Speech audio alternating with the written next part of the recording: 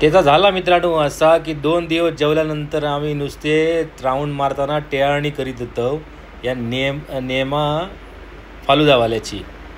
आणि टेळणी करता करता रोज गर्दी असायची. म्हटलं आज आपण जाऊन टेस्ट करूयाच नेमा फालुदा नक्की हा काय.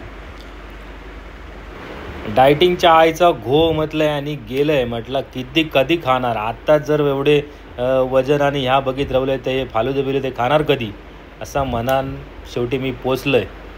तर ह्यो मस्तपैकी ना रबडी तोलीत होतो बघा.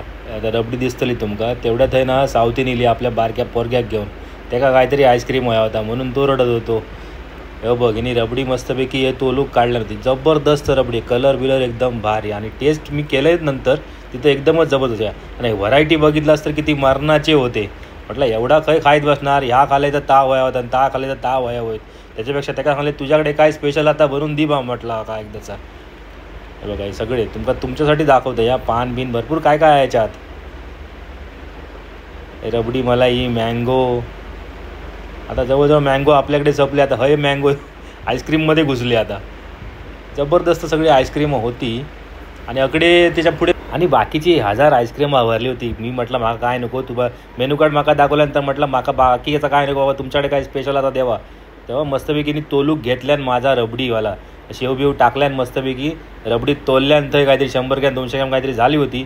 नंतर त्याला चांगल्याने हे बघ मस्तपैकी बनवा. आणि त्याने आधीच त्यांनी एक पार्सल बनवला नव्हता.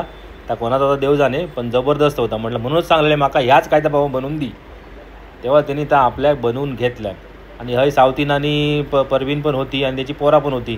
सगळी नुसती कल्लो करीत होती आईस्क्रीम खाताना. आता आपल्यासाठी मस्तपैकी आईस्क्रीम लावणार आता.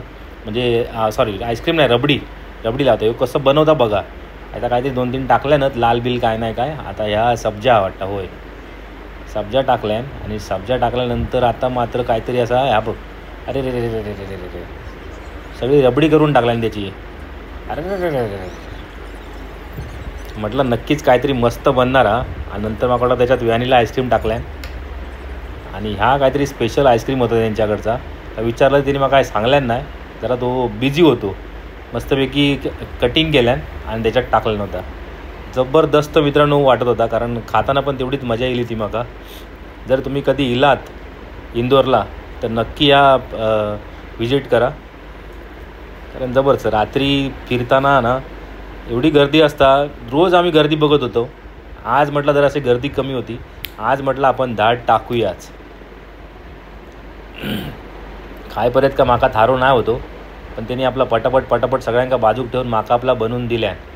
आणि यावरनं काहीतरी आणखीन टाकल्यान लालवाला औषध खोकल्याचा. आधीच आमका खोकलो त्याच्यात आणखी या खोकल्याचा औषध. मस्तपैकी रबडी फालुदा तयार आहे. मस्तपैकी स्माईल दिल्यान ऋतिक रोशनसारखी स्पेशल फालुदा. आणि यो बघा यो दुकानाचा मालक. एका विचारले किती वर्षापासून बाबा तुमचं ह्या सगळा नेमा फालुदा चालू आहे. सांगले त्यांनी आमचं बरीच पिढी याच्यात आमची गेली. 10 ते 12 वर्ष स्वतःच तो रबडी विकता. आणि नंतर खाल्लंय पिल्लंय मस्तपैकी. आता हॉटेलची वाट धरलंय. चला तर मित्रांनो टाटा बाय बाय. पुन्हा भेटूया.